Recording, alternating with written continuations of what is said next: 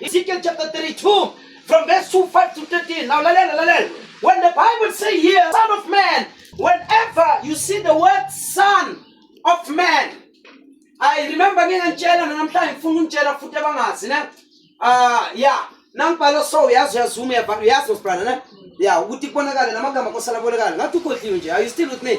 You understand nangilana so forth. Now that gama elithi Son of Man means what? A prophet. Those words are important. It means what? So whenever you read the Bible and it's written Son of Man, what's the prophet? But the second one, you're totally entity, Son of David. Now when you see the word written Son of David, it means it speaks about the king Sinkosi. What is that? King. Ujesu is the son of what? David. And David was a king. But Jesus was the King of Kings. Are you with me? Amen. Amen. That's it. The last one is called the Son of God.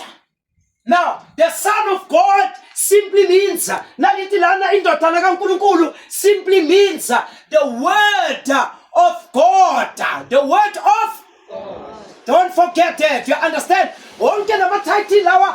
Something. I'm going somewhere. When he was born, even though they call him Son of God, Son of David, but when he was born, he was actually born as the Son of Man, a prophet. Amen.